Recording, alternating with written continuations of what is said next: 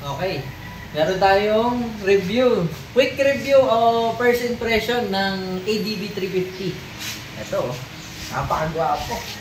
Yan o. Yan o. Yan o. Diba? Ikutan na. Ikutan. Simula tayo dito sa unahan. Dito sa pinaka front niya. Itong windshield, na-adjust na siya. 4 na step. Meron siyang mga guide, oh. 1, 2, 3, 4 yung taas niya. Ito yung pinakamababa, is halos pantay dito sa may panel. Tapos pag in-adjust mo pangalawa, yan, tapos pangatlo. Tapos yung pinakamataas niya is yan, pinakamataas.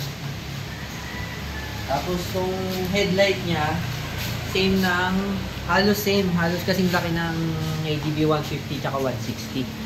Buti hindi na nila binago. Pero napakagwapo. Tapos itong suspension niya, Showa na, inverted. Ayan o, Showa yan o. Showa. ABS sensor, napakalaki.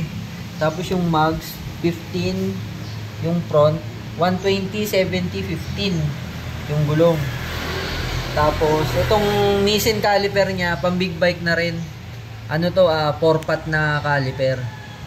Dalawa kabilaan, 4-pot caliper. Pero naka single disc lang. Pero yung mags niya, ito, ganda oh, ganda ng detail. Parang ano siya, parang spoke. Parang spoke. Tapos may reflectorize dito. Tapos ang ilalim niya, itong ilalim niya, nandito na yung radiator niya. Ayan, radiator niya. Ang ganda, ang cute ng pasok. Pasok na pasok yung hangin dito kapag tumutulig ka ng takbo. Yan. Tapos ito, busina. Itong napakaganda oh. Ano siya, dual crown na fork.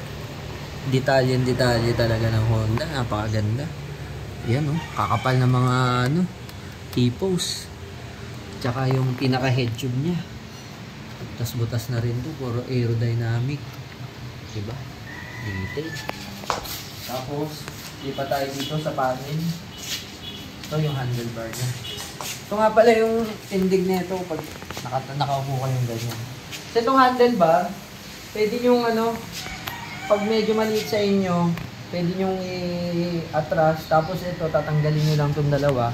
Pag medyo gusto nyo naman i-abante, i-ikot mo lang to yung handlebar. Tapos meron na siyang built-in na handguard. Yan, handguard.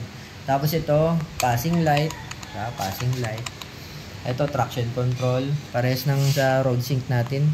PCX. Tapos ito, busina. Ano yan. Tapos ito, may kill switch siya. Tapos hazard. Yan. Ito, ang lalaki ng brake master. Tapos yung niya, side mirror. Yun lang. Parang kamukha ng pang PCX. Pero medyo maiksi yung stem niya. Teka, kunin natin yung susi. Ay, teka, ito pa pala. Yung loob. Ayan, makikita nyo dyan yung Showa. Shock. Showa. Ayan. Tapos sobrang solid ng sobrang solid ng stem na ito. Yung pinagkakabitan ng handlebar. Ganda oh. Butas siya para makakilos yung port dun sa loob. Ayan, ang luwag oh. Oh. Parang pang big bike na rin talaga. Big bike, literal. Susi. Dito pala yung susi. Lagay ko pa. O pa pala, ito nga pala yung glove compartment. Yan. Medyo malalim siya kasi ng 2 cellphone. Tapos yung kabitan is Type-C na. USB. Type-C. Tapos ito yung napakaganda niyang susi. Kaso nag-iisa lang, bigay ng Honda. Ayan. Parehas lang ng PCX saka ADB na on natin. Ayan. Look at the panel. Napakaganda. Pag may ganito, may warning, nyo lang, i-side nyo lang o kaya mga warning lang yun. Kasi nga, 0 odo pa to, hindi pa to nagagalaw. Binili to sa kasa nung Sunday, no? Sunday. Ayan. Motor start na rin siya, hindi siya electric start. Dahil nga 350cc ito. Ayan. Kukulang natin ito. Ayan nga. Hindi ko kaya yung bante. Hindi ko kaya yung bante. Iba muna. Tapos sa hamukuan.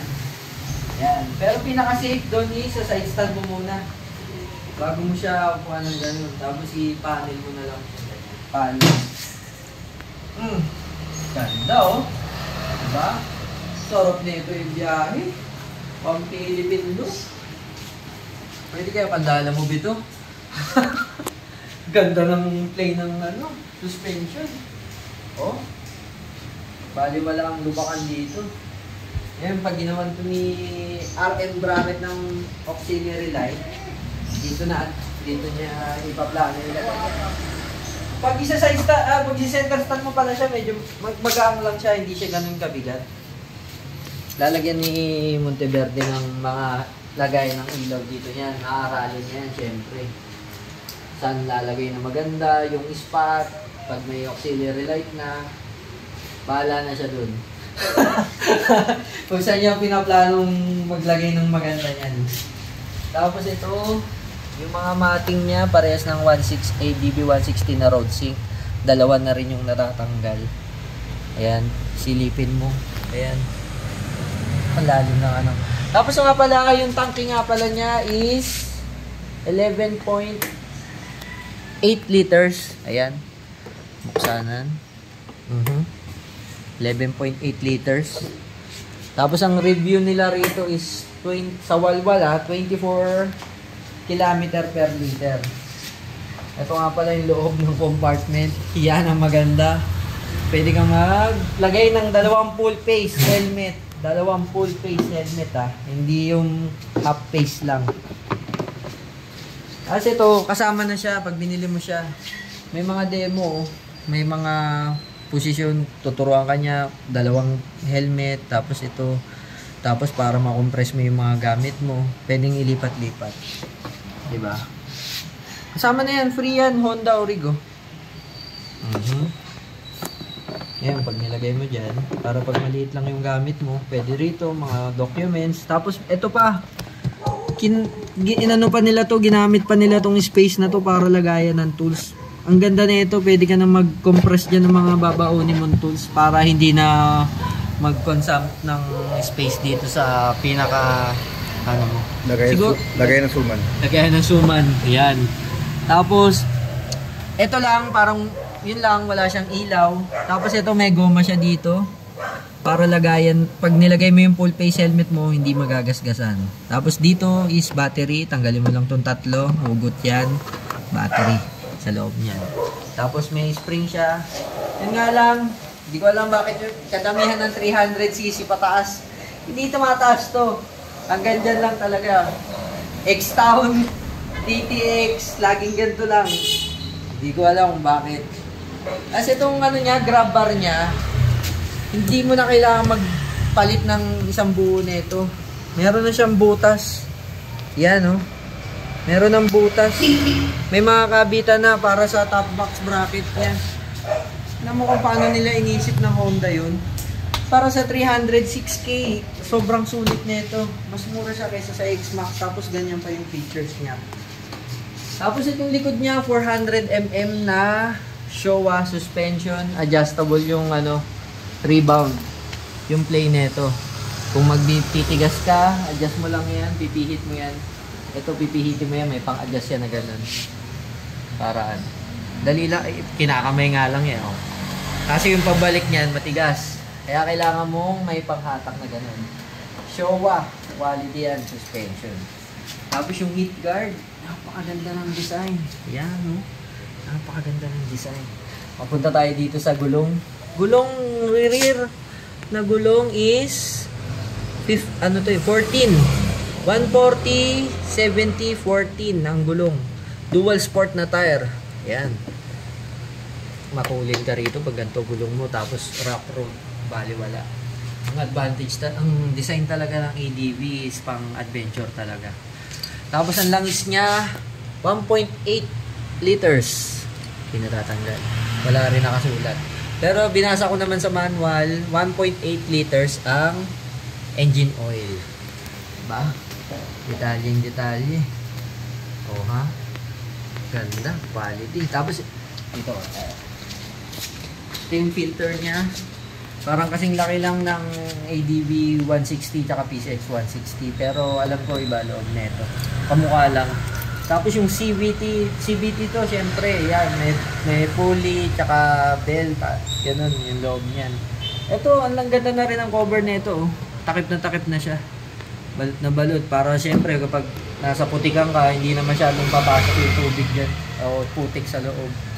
Ito lang ganda sports yung ano niya, fender niya. Ganda. Wala akong masabi. Tapos ito meron na siyang oil filter, parehas ng Honda Rebel. Ito, oil filter. Pag mag-change oil kayo, papalitan nyo yan. Yan, kasama yan sa 1.8 liters. Ito side stand, tapos ito yung panel, ano niya, foot pegs. Ganda integrated Pag nakasarado na, wala na, malinis na. Sarado. Ano ba? Yun Aero. Pwede pasok yung hangin dyan. Ito may vent din siya. May vent dito. Pasok yung hangin dyan. Galing dun sa loob. Diba? Ayan. Puta na lang natin. Yan.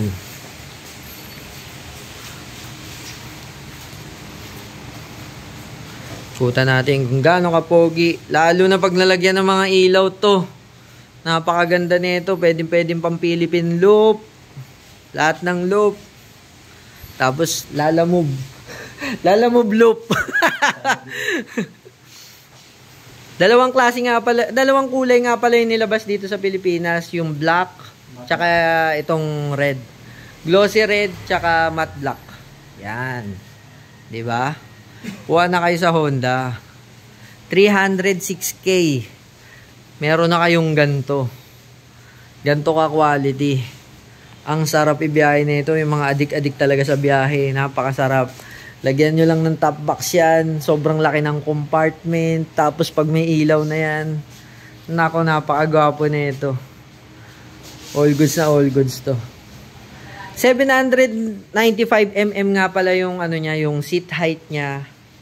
Almost same lang ng ADB 160. Mataas lang ng konti. Pero abot ko naman, 5'6 ako. Abot naman, wala namang problema. Nakita nyo naman sa video. Alright. Kung nagustuhan nyo nga pala yung video, like nyo naman. Tapos share nyo. Tapos soon, RM bracket, gagawa na to. Auxiliary light bracket. Tapos pag may mga kailangan kayong ilaw o lagayan ng ilaw, RM bracket lang ang pinakasubok talaga sa lahat. Alright, thank you very much. Like, share na nyo naman. Tapos subscribe na rin kayo kung nagustuhan nyo yung video ko. Thank you very much. Adios.